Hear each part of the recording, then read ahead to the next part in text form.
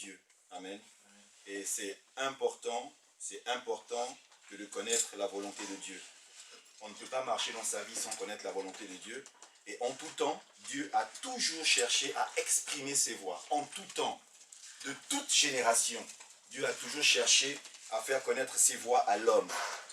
Car marcher selon la volonté de Dieu nous procure la paix. Marcher selon sa volonté nous procure la joie. Amen.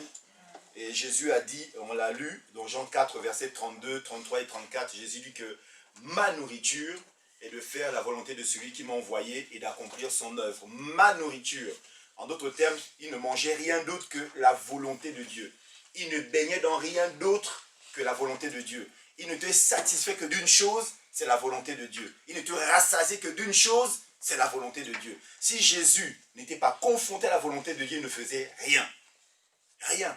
J'ai toujours pris exemple lors de la piscine de Bethesda, une piscine dans Jean chapitre 5, où il n'y a que des malades en tout genre. Mais Jésus, ayant su la volonté de son Père, n'a guéri qu'une seule personne. Celui qui était malade depuis 38 ans. Parce que c'était la volonté de Dieu. Amen. Donc, on a dit qu'on s'accorde à dire qu'il existait 3 types de volonté. On a parlé de la volonté souveraine de Dieu. Sa volonté souveraine, c'est de racheter l'homme du péché. Amen. Depuis Adam et Ève, l'homme a péché, l'homme a échoué. Et avant la fondation du monde, Dieu avait déjà préparé la réponse. L'agneau de Dieu qui ôte le péché du monde. Il a envoyé Jésus-Christ qui s'est incarné dans ce corps que nous avons. Amen. Et Hébreux chapitre 10 de mémoire. Hébreux chapitre 10. Hébreux chapitre 10. C'est ça. Hébreux chapitre 10. Au verset 5.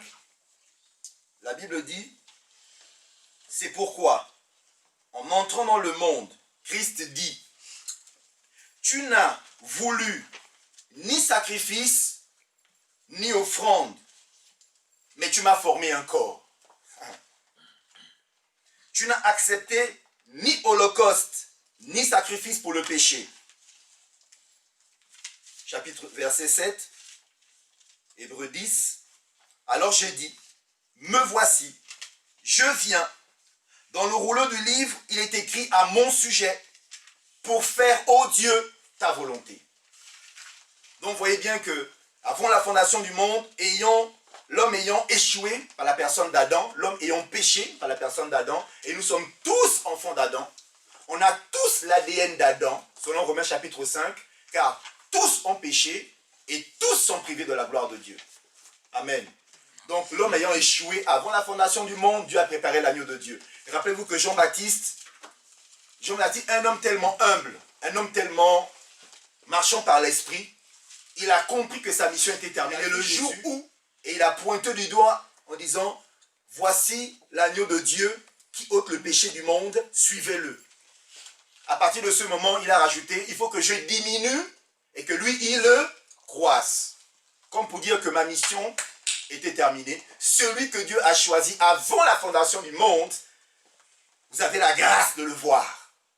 Ah, mon Dieu, je ne sais pas si j'avais été présent à l'époque où Jean-Baptiste avait dit ça, si mon cœur devait être rempli d'allégresse, ou alors si je devais être déçu.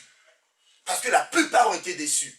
Parce que la plupart attendaient quelqu'un comme le roi David, quelqu'un fort, quelqu'un beau, quelqu'un de grand, de puissant, un roi. Mais à la place, ils ont eu un charpentier.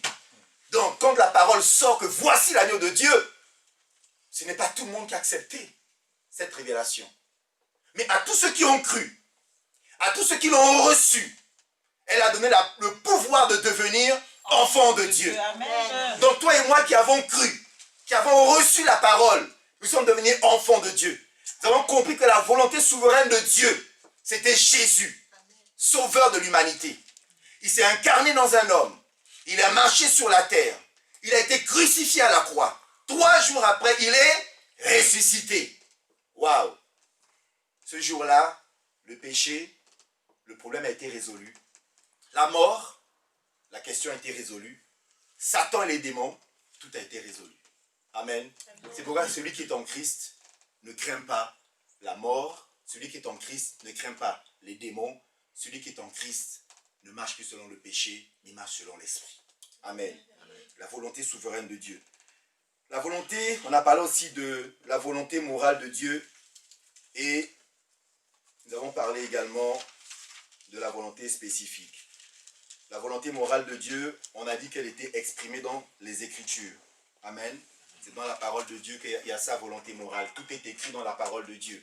La parole de Dieu. La parole de Dieu. Et si je prends par exemple un exemple, on nous dit que dans 1 Thessaloniciens chapitre 4 verset 3, la Bible dit ce que Dieu veut. Vous voyez, c'est écrit dans la Bible. Ce que Dieu veut, c'est votre sanctification. C'est que vous vous absteniez de l'impudicité. C'est ce que Dieu veut. Dans l'épître de Pierre, il dit, ce que Dieu veut, c'est que vous soyez saints dans toute votre conduite. Ce que Dieu veut. À Timothée, il dit, Dieu veut que tous les hommes soient sauvés et qu'ils parviennent à la connaissance de la vérité. Vous voyez? Donc sa volonté est clairement exprimée dans la parole de Genèse à Apocalypse. Et ensuite, on a parlé de la volonté spécifique. En fait, c'est une volonté spécifique, c'est quoi? C'est la volonté pour notre vie, à nous. Et d'ailleurs, la plupart du temps, nous l'avons dit que nous faisons de l'objet, nous faisons l'objet de cette volonté spécifique notre recherche au quotidien. On veut connaître, Seigneur, à quelle église dois-je m'intégrer? Seigneur, avec quel conjoint, quel partenaire vais-je me marier? Et les jeunes étudiants, c'est Seigneur, quelle est l'orientation scolaire que je dois prendre? Quelle filière je dois suivre? Quelle université je dois faire? Amen. Quel travail je dois pouvoir faire? Est-ce que je dois passer ce concours? Oui ou non? On veut connaître la volonté spécifique de Dieu. C'est une volonté en fait qui est précise. Parce qu'il n'est pas écrit dans la Bible que je vais me marier avec une femme qui s'appelait Adjara Esther. Ce n'était pas écrit dans la Bible, non? Oui ou non? Rassurez-moi. Non, oui. Voilà. Donc, sinon, la Bible serait épaisse. Il n'y aurait même pas, les livres de la terre ne suffiraient pas. Parce que s'il y avait toute la volonté précise dedans, avec les noms, les prénoms, les adresses, tout ça, on n'en finirait pas. Voilà, les mots téléphone en plus, rien que l'annuaire téléphonique déjà c'est comme ça. Donc imaginez. Donc en fait, voilà, on a besoin de la volonté spécifique de Dieu pour vraiment savoir comment marcher. Amen. Et deuxième point que nous avons vu, j'essaie de résumer pour ceux qui n'étaient pas là et résumer aussi pour la prédication avant de tomber dans la suite donc, du message. Donc, comment Dieu nous fait-il connaître sa volonté? On a lu dans Job 33 verset 14, Dieu parle tantôt d'une manière, tantôt d'une autre, mais on n'y prend pas garde. Il parle par des visions nocturnes, il parle par des rêves, il parle par la maladie, il parle par la douleur, mais Dieu parle. Amen. Dieu parle. Donc, c'est ce que j'appelle, Dieu parle par les circonstances. Et la Bible dit que toute chose concourt au bien de ceux qui aiment Dieu et qui sont appelés selon son dessein. Nous devons apprendre à lire et à discerner la volonté de Dieu au travers des événements de notre quotidien. Je vais donner le témoignage de ce monsieur qui allait prendre l'avion, un champion de tennis. Il partait aux États-Unis au tournoi de l'US Open, mais prévenu par le Saint-Esprit, il n'a pas pu prendre l'avion. Et quelques heures après, on a appris que l'avion d'Air France ou de Swissair à l'époque avait fait naufrage aux côtes de New York.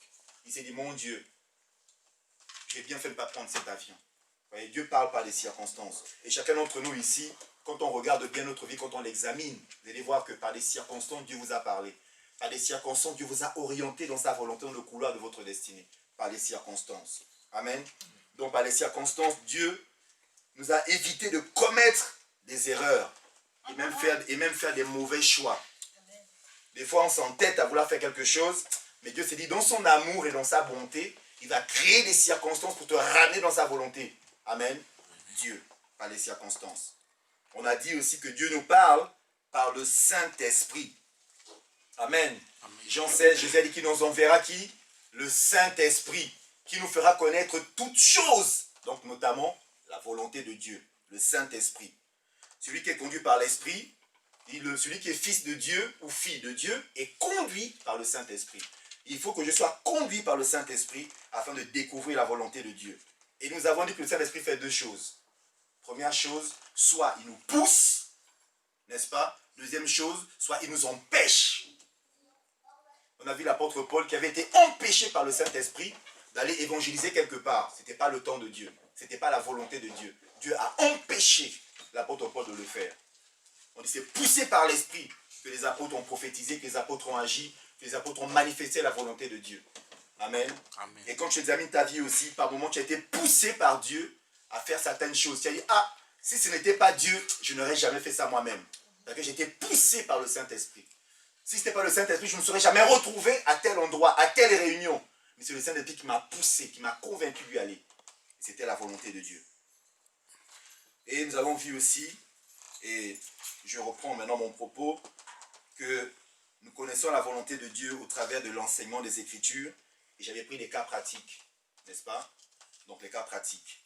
Donc c'est pour dire que la lecture quotidienne de la parole de Dieu va former notre jugement. La lecture quotidienne de la parole de Dieu va former notre jugement. Et va nous faire acquérir un sens spirituel qui va nous faire discerner la volonté de Dieu. Voyez, un sens spirituel aigu, pointu, pour qu'on puisse maintenant découvrir la volonté de Dieu.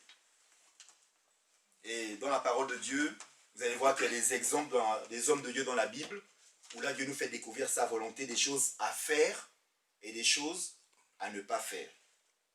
Donc pour que la pensée, c'est un homme qui a dit, un écrivain chrétien qui a dit, et je cite, « Pour que la pensée comprenne la volonté de Dieu, elle doit être comme saturée de la parole de Dieu. » Pour que ma pensée comprenne la volonté de Dieu, il faut qu'elle soit comme saturée par la parole de Dieu. À force de lire la Bible, à force de méditer la Bible, elle devient une seconde nature.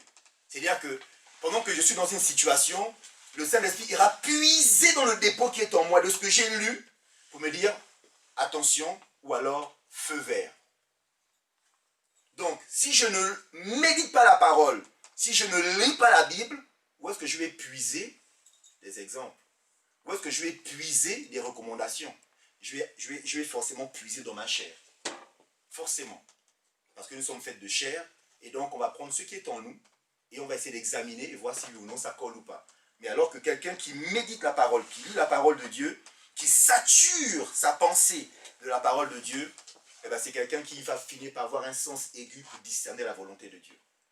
Je vous exhorte, frères et sœurs, à pouvoir passer du temps à lire votre Bible. Quand vous avez le temps dans le métro, dans le bus, à la maison, il y a des écouteurs aujourd'hui pour écouter la parole de Dieu. Amen. Tu mets en audio chez toi à la maison pendant que tu fais le ménage ou la vaisselle, sature ton esprit de la parole de Dieu. Tu es dans ta voiture, tu as l'opportunité, sature ta voiture de la parole de Dieu. Où que tu sois, avant de dormir, sature ton esprit de la parole de Dieu. Il n'y a pas de meilleure nourriture que la parole de Dieu, frères et sœurs. Et puis je me plonge dans la parole de Dieu, puis je m'imbibe de la parole de Dieu. C'est un peu comme, vous avez vu le coton. Quand vous prenez du coton, vous le plongez dans l'eau. Le coton, on dit il est imbibé de l'eau, n'est-ce pas? Il aspire l'eau, il gonfle comme une éponge. Quand l'éponge est sèche, vous la plongez dans l'eau, l'éponge gonfle, parce qu'elle absorbe l'eau. En fait, la volonté de Dieu, c'est que nous puissions, toi et moi, absorber la parole, être imbibés de la parole, être remplis de la parole de Dieu, afin de discerner sa volonté. Que quelqu'un dise Amen. Amen. En lisant régulièrement la Bible, on acquiert un sens spirituel plus élevé qui nous permet de prendre de bonnes décisions pour notre vie. Parce qu'on n'ira pas chercher ailleurs, on va demander au Saint-Esprit, Saint-Esprit, dans cette situation, comment dois-je me comporter? Comment est-ce que je dois pouvoir agir? Et qu'est-ce qu'il va faire? Il va aller puiser dans le dépôt qui est en toi. Et pour te parler. Amen. Et le psaume 119, il y a au moins 150 versets. Le psaume 119. Et un écrivain chrétien, pendant que je méditais cet enseignement, il a écrit que le psaume 119 exprime la pensée que la parole de Dieu renferme tout ce que l'homme a besoin de savoir. Le psaume 119 exprime la pensée que la parole de Dieu renferme tout ce que l'homme a besoin de savoir. Dans le psaume 119, on dit que la parole de Dieu est comme une lumière à nos sentiers, une lumière qui éclaire nos pas. Amen. Que la révélation de sa parole, elle nous éclaire, qu'elle nous donne de l'intelligence, que, oh combien j'aime tes statuts, parce qu'elle me donne la vie. Vous savez, donc la parole de Dieu, frères et sœurs, elle renferme tout ce que tu as besoin de savoir. Donne-moi un bon amen. Amen. C'est vrai. Tout ce que j'ai besoin de savoir est contenu dans ce livre. Et j'ai envie de dire que la chose qui va différencier la religion de la vraie spiritualité, c'est ça, c'est la Bible. Vous lirez d'autres livres de spiritualité. vous n'aurez pas le même rapport profond avec la connaissance de Dieu que ce livre. Ce livre. On dit que pendant le confinement, le nombre des ventes de Bibles a explosé dans le monde. Parce que les hommes se sont dit, si ces choses de ce genre arrivent à toute l'humanité, vous imaginez près de 7 milliards d'habitants confinés chez eux. Plus personne ne circule. Les gens se sont dit non.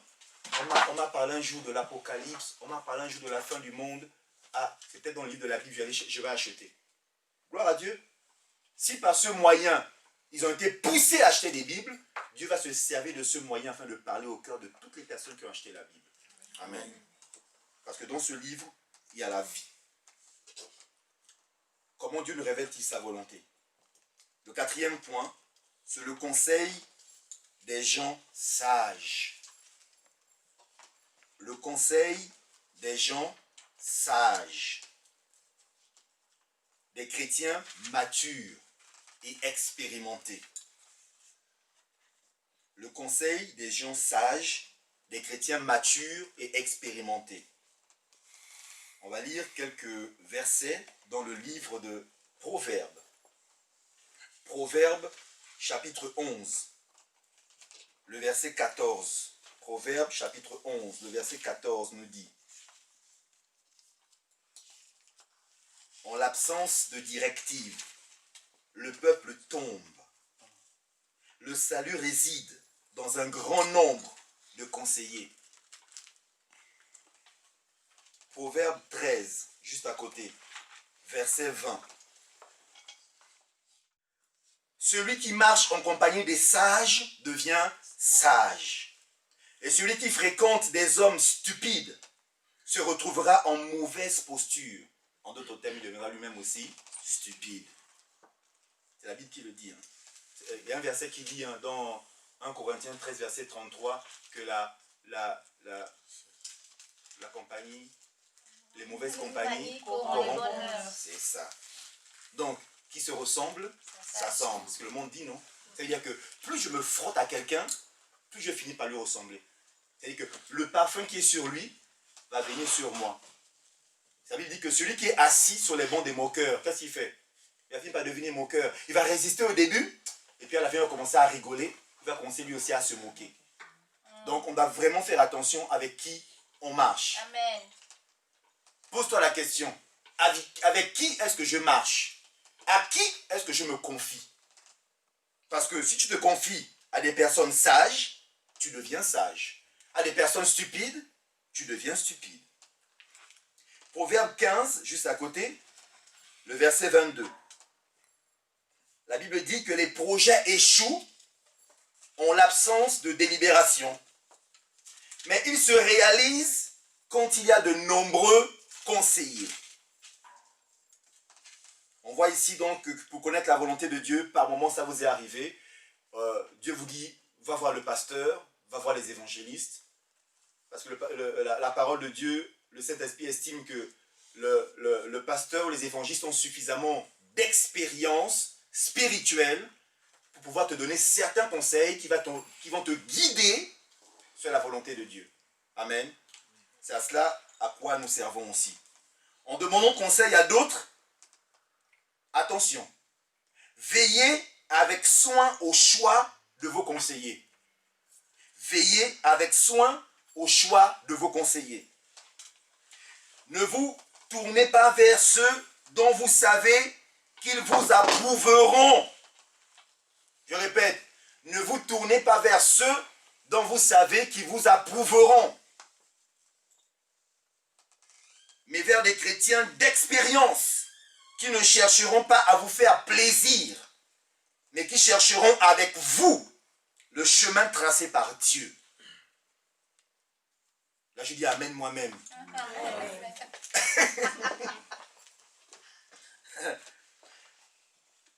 Donc, on nous recommande de ne pas chercher d'aller vers les personnes qui vont nous approuver. Parce que des fois, chacun est au fond de ton cœur. Tu sais que ce n'est pas de Dieu, mais tu veux l'approbation de quelqu'un. Et tu vas chercher quelqu'un avec qui tu es en phase. Quelqu'un avec qui on s'entend bien. Quelqu'un qui a pour habitude de ne pas te blesser, de ne pas te choquer, donc de ne pas te dire la vérité, mais qui approuve tes choix. Oui, en fin de compte, je pense que tu as raison.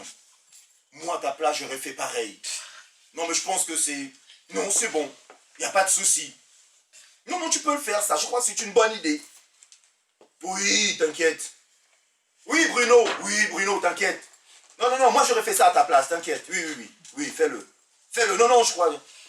Tu penses que c'est Dieu? Non, arrête. Dieu par-ci, Dieu par-là. Non, non, non. Mais je pense que c'est une bonne idée.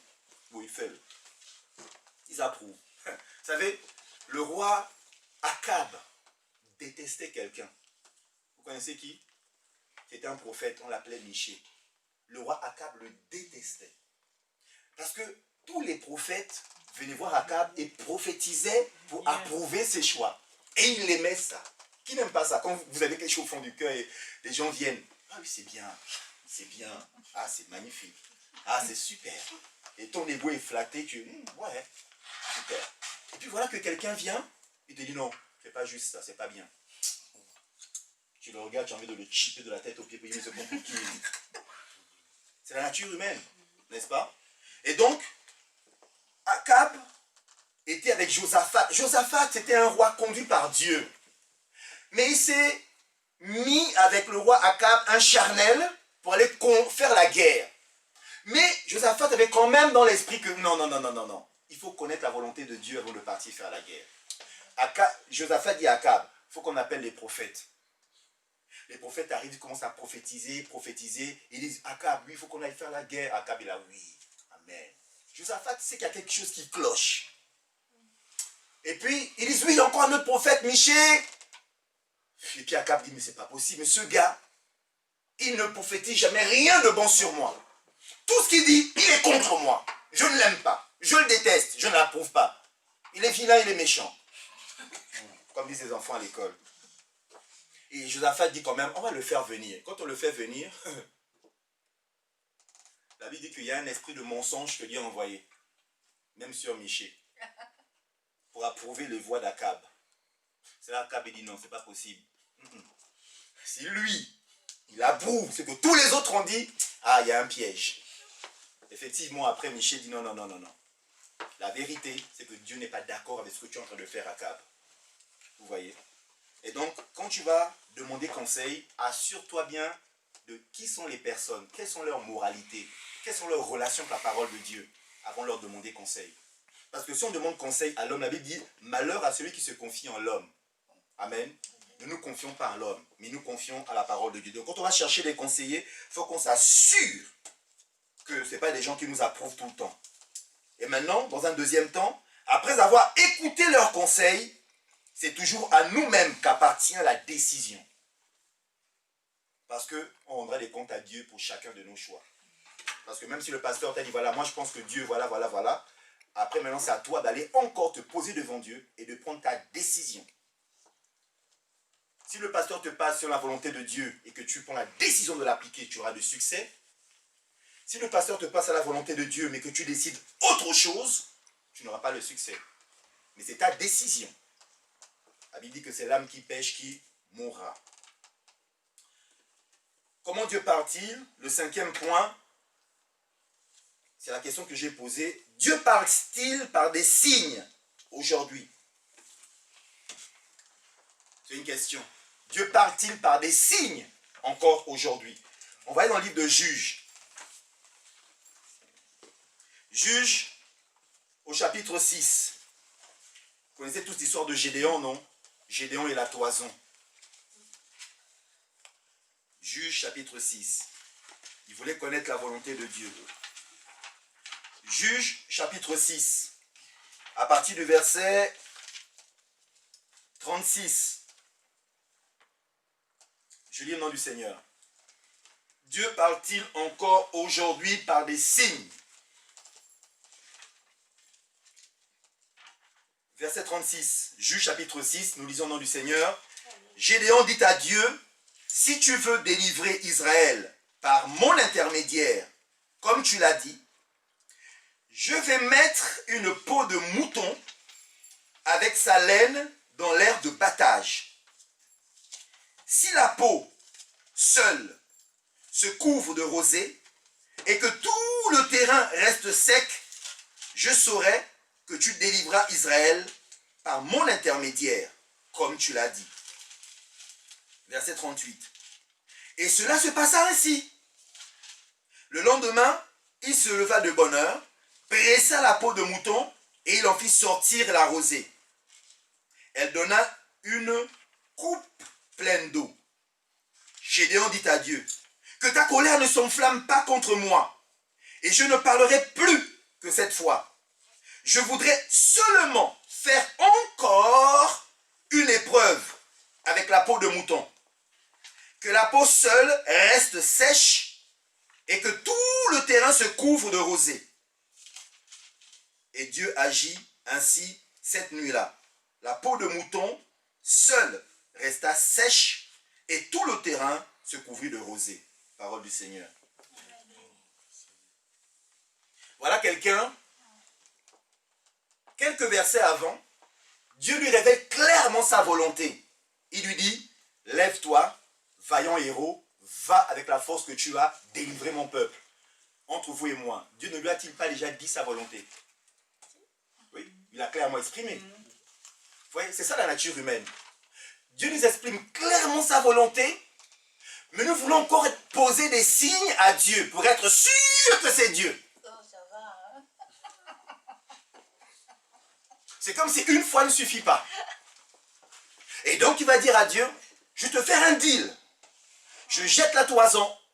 S'il pleut dessus et rien autour, c'est que j'aurai la victoire. Dieu le fait. Mais là encore, il n'est pas sûr. Ah, non. Mais Seigneur, on va faire l'inverse cette fois-ci. S'il pleut tout autour et pas sur la toison, je sais que tu es avec moi. Dieu a fait. Regarde, je prends cette attitude-là. Dieu a fait. Pourquoi je prends cette attitude? Dieu l'a fait. Parce que Dieu disait, mais bon, c'est pas sa faute, je vais le faire. Je vais dire pourquoi. C'est ma compréhension. C'est parce que Gédéon n'avait pas toute la Bible. Nous avons toute la Bible. Gédéon n'avait pas toute la Bible. Donc Dieu était indulgent avec lui. N'ayant pas la Bible à sa disposition, donc il a demandé à Dieu des signes.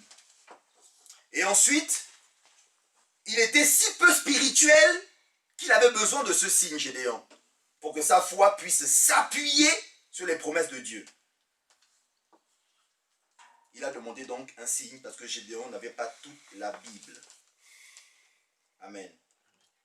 Et le danger avec ça, c'est que si nous aujourd'hui, qui avons toute la Bible, où la volonté de Dieu est clairement exprimée de Genèse, Apocalypse, nous commençons à demander à Dieu des signes, et puis des signes bizarres, l'histoire de ce frère qui est à l'église, qui veut se marier, et qui dit à Dieu, je te demande un signe.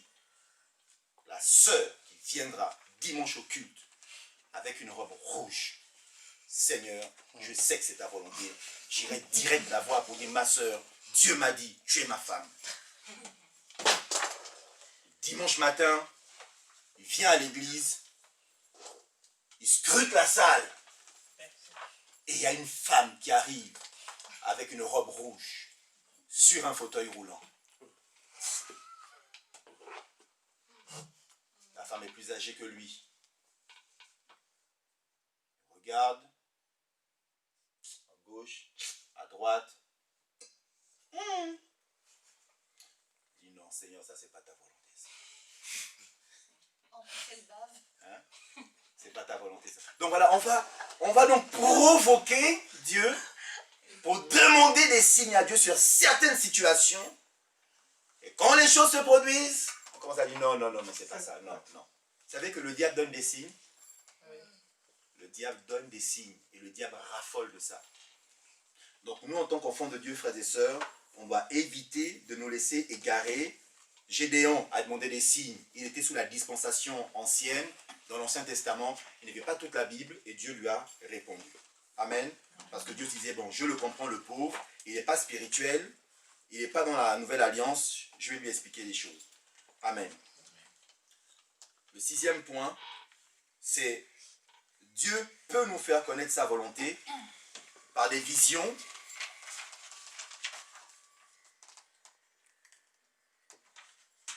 ou par des moyens surnaturels. Mais c'est rare, j'insiste, c'est rare. C'est rare, c'est très rare. Beaucoup de chrétiens s'attendent à être guidés par ces moyens. Il faut être prudent. Seigneur, parle-moi, je veux entendre la voix. Je veux entendre ta voix, Seigneur.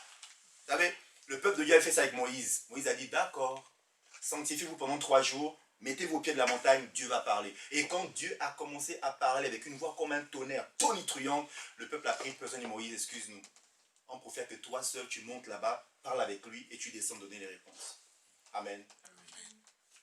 Dans la Nouvelle Alliance, il y a 2 fois, on va dire 3 fois, où on entend une voix qui se manifeste. Première fois, Jésus se baptise, Jésus sort de l'eau, et on dit qu'une voix se fit entendre. Mais pas par tout le monde, je pense, que voici celui-ci est mon fils bien-aimé.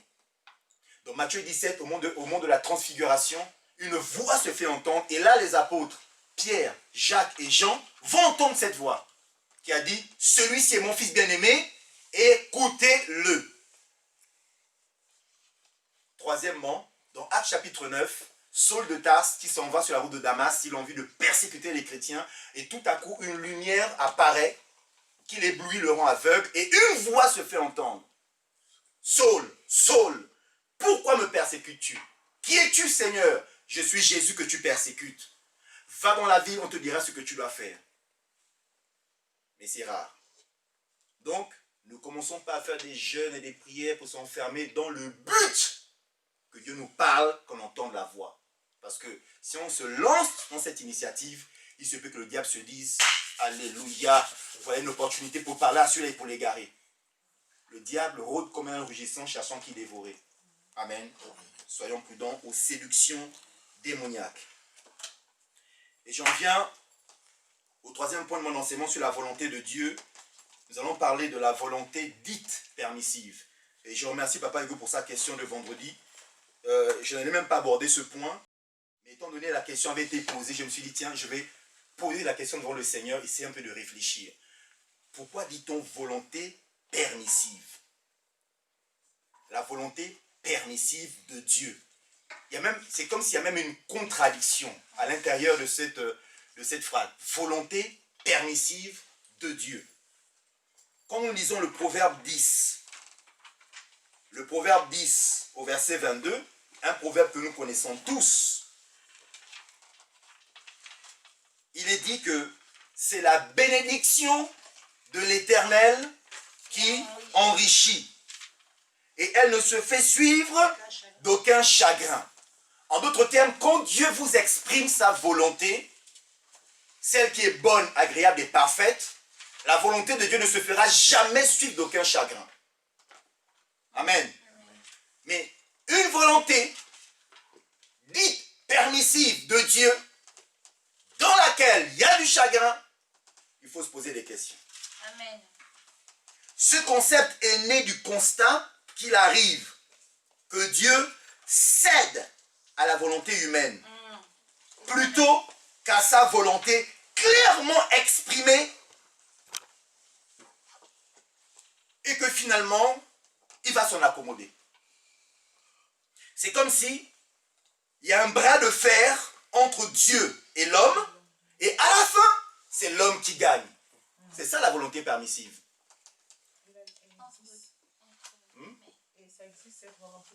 C'est là où j'en viens, mon bébé. C'est l'objet de mon propos aujourd'hui. Je veux tordre le cou à ce concept auquel moi-même j'ai cru par le passé. Mais suite à la question Papa Hugo vendredi, j'en suis venu à me poser la question. Et après, nous allons examiner les Écritures pour voir à quel moment il y a eu des volontés permissives et quelles ont été les conséquences. Parce que pour moi, c'est ça. C'est-à-dire que le bras de fer entre Dieu et l'homme, c'est l'homme qui finit par l'emporter sur Dieu. Mais dites-moi, qui a déjà pu vaincre Dieu? Personne. Qui peut obscurcir les desseins de Dieu? Personne. Qui est plus fort que Dieu? Personne. Et qui l'a vaincu? Personne. Ça, il a dit à Job, Job, s'il te plaît, si le jour où j'ai créé la terre, tu étais là, je m'assois et m'expliquer. En d'autres termes, c'est que toi, tu es Dieu. Amen. Donc, pour moi, le concept de la volonté permissive met clairement en évidence, ça c'est ma conviction, met clairement en évidence les penchants, les désirs inavoués, les faiblesses et le péché qui est enfoui dans le cœur de l'homme. Amen. En fait, c'est ça. Quand quelqu'un veut se glisser dans ses... Il va aller dans le bras de fer avec Dieu. Il veut imposer sa volonté à Dieu. C'est que quelque part, en fait, dans son cœur, il y a des pensées inassouvies. Il y a des désirs enfouis. Il y a des faiblesses cachées. Il y a un péché qui est là. Et il veut que Dieu vienne justifier ce qu'il est en train de faire. Amen. Et c'est là où il y a un gros problème dans la chrétienté si nous croyons à la volonté permissive. C'est ça. La volonté permissive n'est pas la volonté de Dieu. Amen. Prêche. La volonté permissive n'est pas la volonté de Dieu. C'est comme si je me lève un matin, Shekina, c'est un bébé qui a 2 ans. Je vais prendre un exemple concret. Vous savez, elle était bébé, et puis il y a des enfants qui sonnent à la porte. Et ils nous disent, il y a des jouets qui sautent par la fenêtre. Il y a des jouets qui sautent par la fenêtre. Moi, je dis quoi, les jouets qui sautent par la fenêtre? Et je vais vers la fenêtre, et elle était bébé, elle s'était penchée à la fenêtre, elle avait grimpé sur des tabourets, elle prenait les jouets, elle jetait par la fenêtre, et puis elle riait. Donc, peu s'en est fallu qu'elle glisse avec les jouets, qu'elle tombe avec les jouets.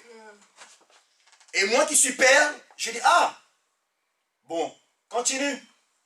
C'est ce que tu veux, c'est ce que tu aimes. Continue à jeter, mais si tu glisses, on verra, je vais te rattraper en bas après. Vous voyez? C'est comme un parent qui a son enfant qui veut traverser, et puis le parent ne tient pas l'enfant par la main. Vas-y, traverse, et je te suis après. Et le feu est rouge, les voitures passent, non, vas-y, traverse. Comme tu es sur le passage clouton, ils vont s'arrêter. Je prends les exemples pour nous montrer un peu la dangerosité de ce concept. La volonté permissive n'est pas la volonté de Dieu pour moi. Après réflexion, pour moi le terme est mal choisi. À la volonté permissive, je préfère le concept suivant. C'est la révélation que j'ai reçue aujourd'hui. Action ou décision irresponsable de l'homme. Amen. Je reprends. C'est la vérité. Action ou décision irresponsable de l'homme aux multiples conséquences. Voilà ma définition de ce qu'on appelle la volonté permissive que je classe et que je range. C'est fini. Amen. Action ou décision irresponsable de l'homme et qui aura des multiples conséquences. Action ou décision irresponsable de l'homme aux multiples conséquences. Toi qui es sur Facebook, tu peux écrire. Comme ça va rester. Action ou décision irresponsable de l'homme aux multiples conséquences. Et on va voir des conséquences parfois même générationnelles. Waouh! Vous imaginez? Lorsque je fais le bras de fer avec Dieu,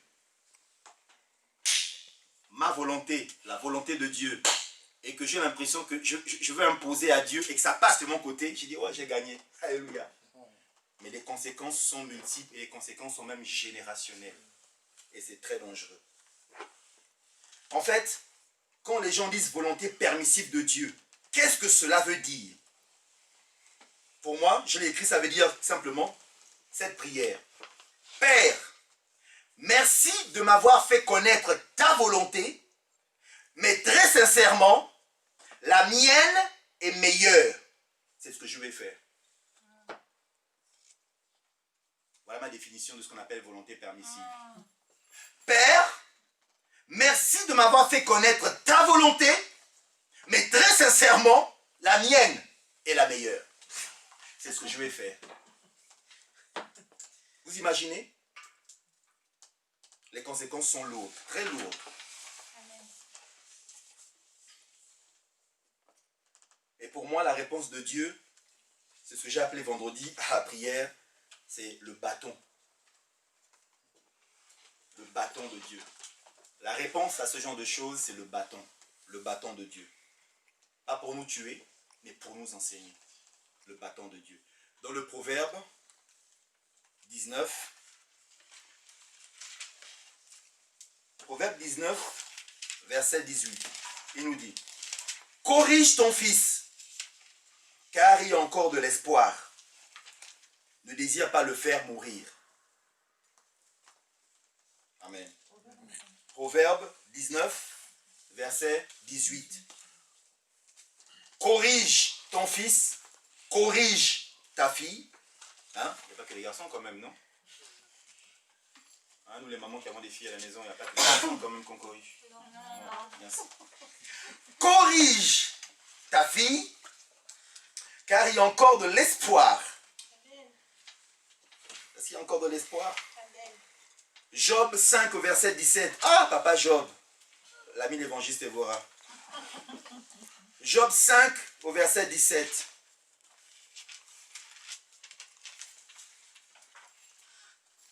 Job 5 au verset 17.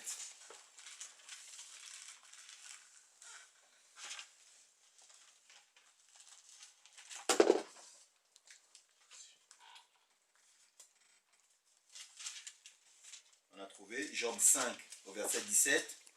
Il est écrit, « Il est heureux l'homme que Dieu corrige. » Elle est heureuse, la femme que Dieu corrige. Ne rejette pas l'instruction du Tout-Puissant. Amen. Amen. Volonté permissive. Action ou décision irresponsable de l'homme aux multiples conséquences et parfois même générationnelles. Nous allons prendre l'exemple de notre papa Abraham dans Genèse chapitre 15. Papa Abraham.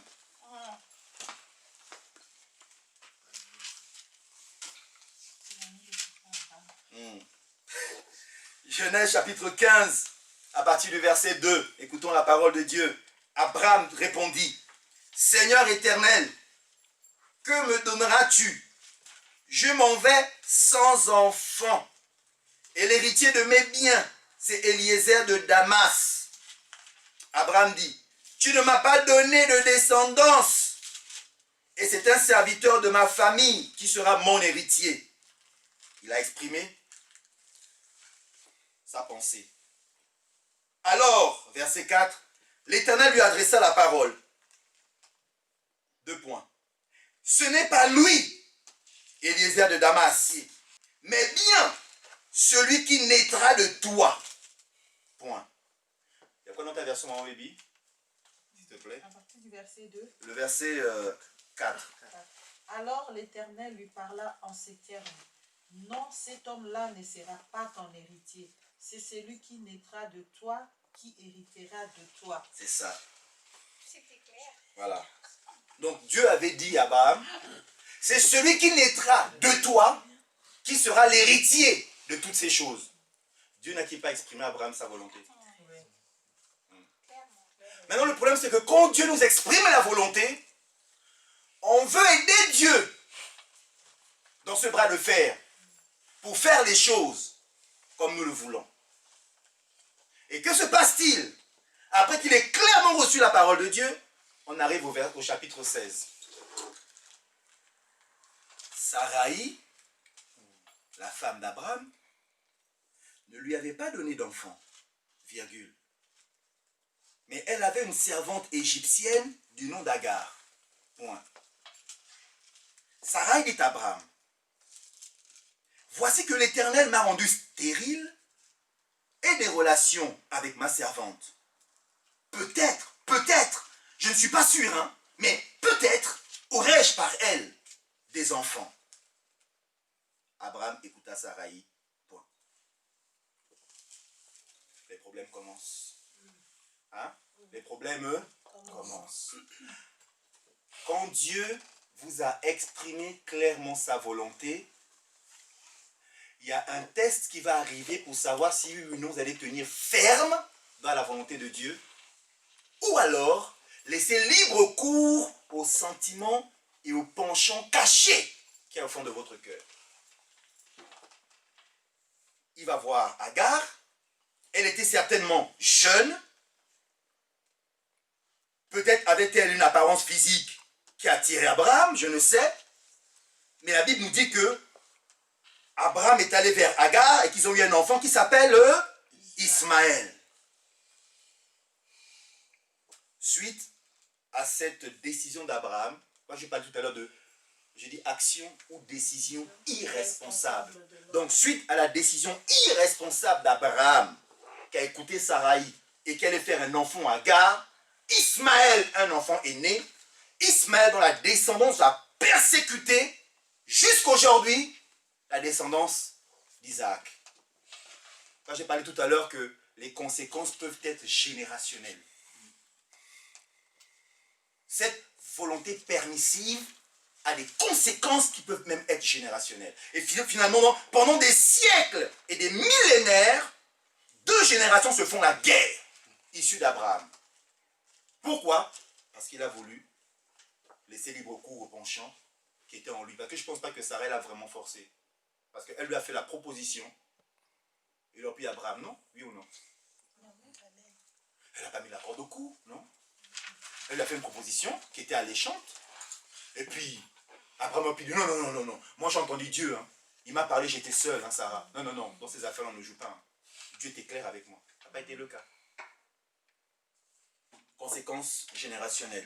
Un autre exemple, c'est Nombre chapitre 11. Nombre chapitre 11.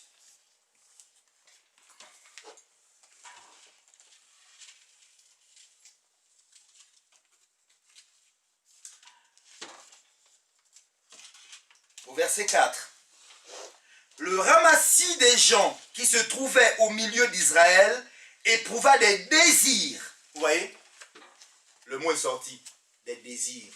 Ce sont les désirs qui nous poussent dans ce qu'on appelle les volontés permissives. Les désirs.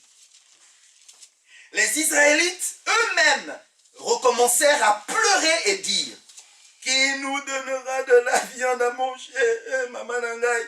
Qui nous donnera la viande à manger, bandit à moi? Qui nous... Toi, ils étaient antillais, ils étaient camerounais, ils étaient tous là ensemble. Ils étaient tous brassés là, il y avait des bourguignons, il y avait des gens d'Alsace, des Corses, tout le monde était là. La viande, moi, ils vont manger la viande. Le bourguignon, c'était le bon bourguignon. Et l'antillais, oh mon dambré poulet. Donc, ils étaient tous en train de pleurer après la viande. Nous nous souvenons, l'homme, nous nous souvenons des poissons. La carpe, le tilapia, poisson braisé, tout ça, que nous mangions en Égypte et qui ne nous coûtait rien. Des concombres, des melons, des poireaux, des oignons, des gousses d'ail. Comme là, il y a une chanson comme ça d'un Boris Vian, chanteur français. Non, non, non, non, non, non, non, non, dans le frigidaire. Toi, aussi, tous, il y avait à l'intérieur. Là, c'était eux, quoi. Les melons, les concombres, le poisson et la viande. Donc, pendant qu'ils étaient en train de chanter, embêter Moïse. Hein, là. Toi, et toi, qu'est-ce que tu vas manger? Ah, moi, de la glace. Et Moïse aussi, là. Moïse était là, mon Dieu. Amen. La volonté de Dieu a été clairement exprimée. On a la manne qui descend du ciel, qui nous nourrit tous les jours. Mais ils veulent autre chose. Ah, le cœur de l'homme. Vous savez, l'esprit de l'Égypte était en eux. C'est ça le problème en fait aujourd'hui. Pourquoi les hommes sont dans cette volonté permissive? Parce que l'Égypte est encore en eux. Quelqu'un qui a l'Égypte en lui, c'est le monde. Raison pour laquelle, avant d'entrer à Canaan, la terre promise, il faut la délivrance. La délivrance, c'est quoi? C'est qu'ils sont passés par les eaux. Ils ont traversé la mer Rouge. Ils arrivent dans le désert. C'était la phase de la délivrance de l'oppresseur égyptien. Mais l'Égypte était en eux. Ce qui veut dire que la délivrance, là, ce n'est pas la fin du processus. Donc tu peux être là, au nom de Jésus, ça, donc je te chasse, au nom de Jésus, oh non, non, je te taille en pièces, au nom de Jésus, je te taille en pièces, je t'envoie le feu, oh le feu au nom de Jésus, de fond ferme les gestes, le feu au nom de Jésus, je te brûle, je te consume, je t'écrase au nom de Jésus, et tu l'as 3 jours de jeûne à sec, et puis bon c'est bon, le démon est parti, alléluia. Mais l'Égypte est en toi. Le problème de Dieu, ce n'est pas le démon, c'est l'Égypte en moi. Ce sont les penchants, ce sont les désirs, ce sont les choses qu'on a en nous qui nous attirent dans le monde. Des fois, on est là comme ça. Ah, quand j'étais dans le monde, C'est ça. un homme comme moi, comme ça, les femmes tombent devant moi. Je choisis. Maintenant, je suis en Christ, on ne me regarde même pas. Je viens à l'église, on ne me voit même pas. Ah, quand j'étais dans le monde, j'allais dans un endroit là-bas, je m'habillais de mon 31. J'allais dans la fête, puis quand je faisais mon pas de danse là, tout le monde me regardait. Et les femmes disaient, waouh, mais c'est qui celui-là? Je donnerais bien mon numéro de téléphone à celui-là. Voilà. Ah, ça me manque ça. Ah, et tu es à l'église, hein? Ah, vraiment. Frère, ça va? Ah, ça va, frère, laisse-moi. Tu es là, et tu es à l'église. L'Égypte est en toi. C'est cette Égypte en nous là que Dieu veut extraire par la méditation de la parole de Dieu. Je l'ai dit, si je ne suis pas saturé de la parole de Dieu, l'Égypte sera toujours en moi. Amen. J'ai beau dire que les choses anciennes sont passées, toutes choses deviennent nouvelles. Satan dit oui, c'est vrai, mais je suis en toi. Il y a mon esprit en toi, il y a ma 5e colonne en toi. Tu es gourmand, non?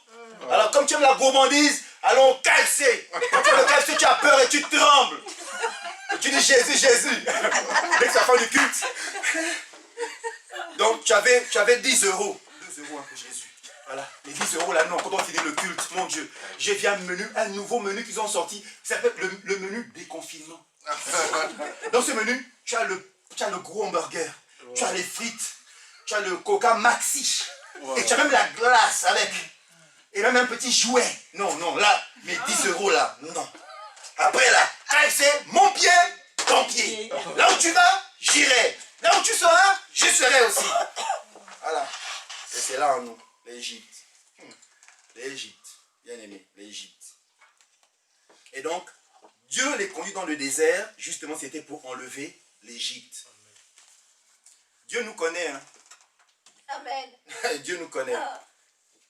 Il voit l'Égypte en nous, il dit, ouf, avec ça là, il ne peut pas hériter le Canaan. Dieu n'est pas fou, il ne permettra jamais que tu entres dans la terre promise avec l'Égypte en toi.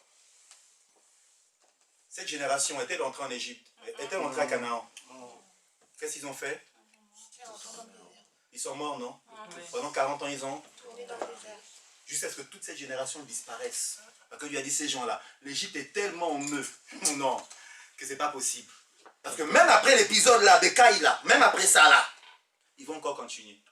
La Bible dira que 10 fois vous m'avez tenté, dit Dieu. Vous êtes terrible. Il dit même que vraiment ce peuple à la nuque raide, ils sont têtus. Donc ils ne vont pas hériter. Parce que même devant la terre promise, ils ont douté de Dieu. Ils ont dit non. C'est le pays où le lait et le miel, mais on a vu des géants. On ne peut pas entrer là-bas, ils n'ont pas eu la foi. Voyez. Dieu avait exprimé clairement sa volonté, mais l'Égypte en eux. Finalement, Dieu va leur donner. D'aucuns diront, ah, volonté permissive. Vous savez, ils ont demandé la viande, hein. Dieu a donné la viande, oui ou non? Oui. Et c'est quoi la conséquence? C'est ça. À peine, nous dit la Bible, verset 33, la viande était encore entre leurs dents et n'avait même pas encore fini de manger son KFC, son Burger King, était encore dans la bouche. Son dombré était encore... À l'instant, la colère de l'Éternel s'enflamma contre le peuple. L'Éternel frappa le peuple d'un très grand fléau. On appela cet endroit Kibroth Hatava, parce qu'on y enterra les membres du peuple qui avaient éprouvé de la convoitise. Amen. La convoitise va te pousser à importuner Dieu pour faire le bras de fer avec lui. Et tu vas penser que tu as vaincu Dieu parce que tu as eu ce que ton cœur voulait. Mais en fait, non. C'est ça. C'est une action, une décision irresponsable. Amen. Amen. Un dernier exemple, pour bien faire asseoir cette révélation, c'est dans 1 Samuel au chapitre 12. 1 Samuel chapitre 12. 1 Samuel chapitre 12 et nous sommes au verset 10. 1 Samuel chapitre 12, le verset 10 nous dit la Bible. Ils ont encore crié. Ah! Nom chapitre 11, ils ont crié. Vous voyez, ça veut dire quoi? Que nous sommes tellement têtus que nous passons du temps à crier à Dieu des choses que Dieu ne doit même pas nous donner. Ils ont crié. Verset 10. Ils ont encore crié à l'Éternel en disant, nous avons péché, car nous avons abandonné l'Éternel et nous avons servi les Baals et les Astartés. Délivre-nous maintenant de nos ennemis et nous te servirons. Verset 11. L'Éternel envoya Jérubaal, c'est-à-dire Gédéon, Bédan, Jephthé, Samuel, et il vous a délivré des ennemis qui vous environnaient, et vous avez habité en sécurité. Verset 12. Puis, vous avez vu que Nakash, le roi des Ammonites, venait vous attaquer, et vous m'avez dit, à moi Samuel, cela suffit, c'est assez, il faut qu'un roi règne sur nous. Et pourtant, l'Éternel, votre Dieu, était votre roi. Point. Vous avez vu, et moi dans ma vie, j'ai souligné, et pourtant, l'Éternel, votre Dieu, était votre roi. Donc, Dieu a exprimé sa volonté parfaite à Israël, que c'est moi votre roi, c'est moi qui vous conduirai. Mais eux, ils disent ici, non. Et verset 13, voici donc le roi que vous avez choisi, que vous avez réclamé. L'Éternel a bien voulu établir un roi sur vous, à condition que vous craigniez l'Éternel, que vous le serviez, que vous lui obéissiez, que vous ne vous révoltez pas contre sa parole, mais que vous vous attachiez à l'Éternel, votre Dieu, vous et le roi qui règne sur vous. Mais, si vous n'obéissez pas à la voix de l'Éternel, et si vous ne vous révoltez contre sa parole, la main de l'Éternel se portera contre vous, comme elle s'est portée contre vos ancêtres. Attendez encore ici, et regardez l'acte extraordinaire que l'Éternel va réaliser sous vos yeux. Ne sommes-nous pas à l'époque de la moisson des blés? Je vais faire appel à l'Éternel et il enverra le tonnerre et la pluie. Sachez et comprenez alors combien vous avez eu tort aux yeux de l'Éternel de réclamer un roi. Vous avez vu? Là c'est clair. Donc votre volonté permissive de vouloir un roi comme les autres, il dit que vous avez eu tort de faire ça. Parce que je suis votre roi, je vous conduis. Vous avez vu dans le désert, qu'est-ce qui se passait? Il est conduit par quoi? Le jour, il y avait une colonne de nuée et la nuit, une colonne de feu. Donc Dieu était celui qui les conduisait. Frères et sœurs, nous avons cette mauvaise manière, quand Dieu veut nous conduire, de vouloir nous-mêmes prendre le volant et de partir là où on veut. C'est ce qui est clairement exprimé ici. Et là, la Bible dit, vous avez eu tort de réclamer un roi. Et ils disent au verset 18, Samuel fit appel à l'Éternel et le jour même, l'Éternel envoya du tonnerre et de la pluie. Tout le peuple éprouva une grande crainte vis-à-vis de l'Éternel et de Samuel. Et tout le peuple dit à Samuel, prie l'Éternel ton Dieu pour nous, tes serviteurs, afin que nous ne mourions pas. En effet, nous avons ajouté à tous nos péchés le tort de réclamer un roi. À tous nos péchés, nous avons ajouté le tort de réclamer un roi. Volonté permissive.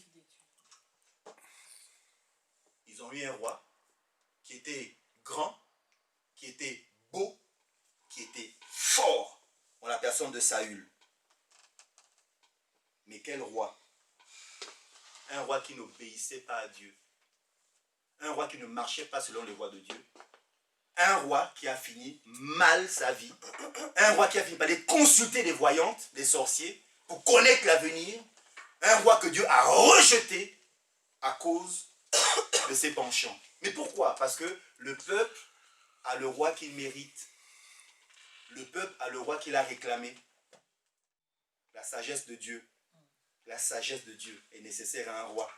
Un roi qui verse dans les paroles de Dieu, dans les Écritures pour conduire son peuple. Heureuse la nation dont l'Éternel est Dieu. Et là, parce qu'ils ont choisi un roi, ils ont été disqualifiés. Et le péché de Saül a fait qu'il ait été disqualifié, lui et sa génération, du trône d'Israël. Et Dieu, puisque le principe avait été établi, Dieu va lui-même se choisir un homme selon son cœur, afin de diriger Israël, en la personne du jeune homme qu'on appelle le roi David. Amen. Amen. Je veux dire ici que Jésus-Christ va lui-même mettre un terme à ce concept de volonté permissive. Lui-même, Jésus-Christ, va nous montrer que ce concept-là, ce n'est pas le bon.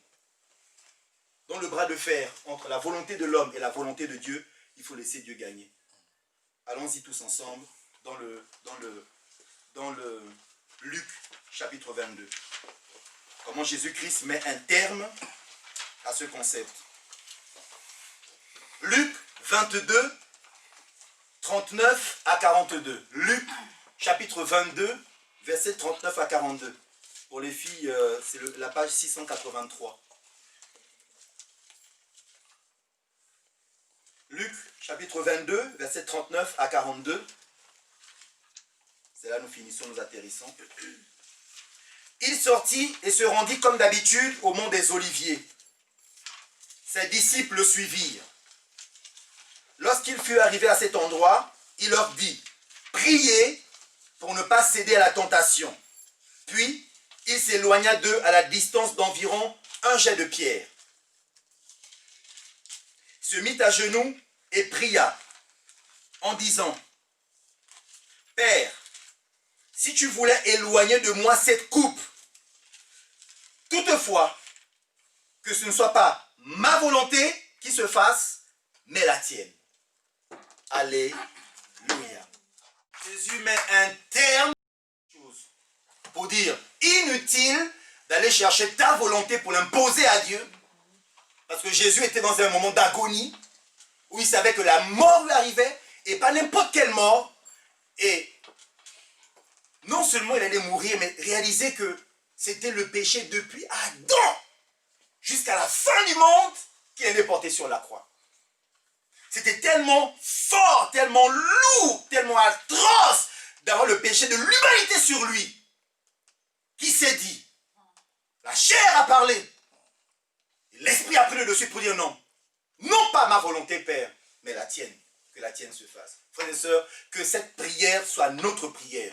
Amen. Que la volonté de Dieu devienne ta volonté. Amen. Il a dit dans Matthieu chapitre 6, fais-nous connaître ta volonté. Comme elle est au ciel, qu'elle soit accomplie sur la terre. Fais-nous connaître ta volonté parfaite. Ta volonté souveraine, Seigneur. Non pas la volonté selon mes convoitises, selon mes désirs, selon mes penchants aux conséquences fâcheuses. Des décisions et des actions irresponsables qui mènent à la mort. De génération en génération. Seigneur, je refuse cela au nom de Jésus. Je veux faire ta volonté et non pas ma volonté. Oh Père, non pas la mienne, mais la tienne, Seigneur. Frères et sœurs, que nous puissions soupirer à la volonté de notre Père. Soupirer à la volonté de Dieu. Tout à l'heure, quand la prophétie disait, mon peuple, écoutez ma parole. Frères et sœurs, c'est cela. Ouvrons nos cœurs à faire la volonté de Dieu. Donc Dieu prépare ton cœur en te disant, mon fils, ma fille, ouvre ton cœur à ma volonté. Accepte ma volonté, recherche ma volonté, non pas la tienne, mais ma volonté à moi. Non pas tes désirs, mais mes désirs à moi. Non pas tes penchants, mais ma volonté à moi. Ma nature, ma volonté, mes voies, mes statuts, ma parole. Cherche ma parole, cherche ma volonté, cherche mes instructions. Quand tu les découvres, mets-les en pratique, obéis-les. Refusons de marcher selon nos voies. Refusons la chair avec ses penchants, ses convoitises. Refusons de marcher selon ses voies. Refusons la chair et sa dictature. Amen. La chair est un dictateur qui nous mène à la mort. La mort dans le désert. Je refuse de mourir dans le désert. Je veux entrer dans Canaan, dans la terre promise. Frères et sœurs, que notre intelligence soit renouvelée. Que nous serons transformés par le renouvellement de notre intelligence.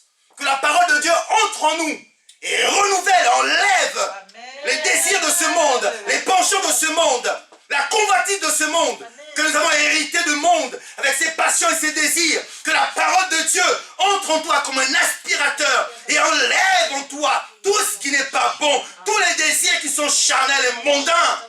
Amen. Que ton regard soit fixé sur l'Éternel, l'auteur et le consommateur de ta foi. Alléluia. Sois brisé et dit, et alors vous connaîtrez la volonté de Dieu, celle qui est bonne, celle qui est agréable et celle qui est parfaite pour ta vie. Amen. Dieu est un Dieu bon. Tout ce que Dieu a créé pour l'homme est bon. Tout ce que Dieu a pour toi est bon. Amen. Tout ce que tu dois proposer à Dieu n'a aucune valeur devant lui. Amen. Mais ce que Dieu a pour toi est le meilleur. Il avait Isaac pour Abraham. C'est vrai. Il voulait que le roi d'Israël lui-même être le roi de son peuple. Lui-même. Et Dieu veut être ton roi. Dieu veut te révéler son cœur et sa volonté. Dieu veut que tu le connaisses par-dessus tout. Laisse de côté ces concepts de volonté permissive, mais entre dans la volonté parfaite de Dieu. Sois un homme responsable. Sois une femme responsable. Un homme responsable, une femme responsable cherche à écouter la voix de Dieu et obéir à la voix de Dieu. Amen. Elle ne cherche pas à marcher selon ses voies pour je ne sais pas quoi, faire plaisir à ne sais pas qui.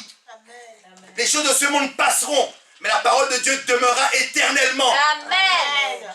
Je préfère que les gens me rejettent, me critiquent, parce que je marche dans les voies de Dieu, mais je sais une chose, qu'à la fin, le nom de l'Éternel sera glorifié. Amen. La souffrance du temps présent n'a aucune commune mesure avec la gloire à venir. Il y a une gloire pour ta vie.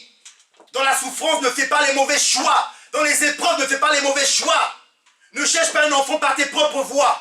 Ne cherche pas un mari par tes propres voies, une femme par tes propres voies. Ne cherche pas un travail par tes propres voies. Cherche la volonté de Dieu, cherche le plan de Dieu. Essaie d'écouter Dieu. Les hommes ont des manières de faire, mais ce n'est pas la manière de Dieu. Ce n'est pas la manière de Dieu. Les hommes sont des trompeurs, des tricheurs, des fraudeurs. Parce que la nature humaine est mauvaise, elle est corruptible. Elle sent mauvais. Elle sent la mort. Mais la volonté de Dieu subsistera éternellement. Amen. Que Dieu vous bénisse. Amen.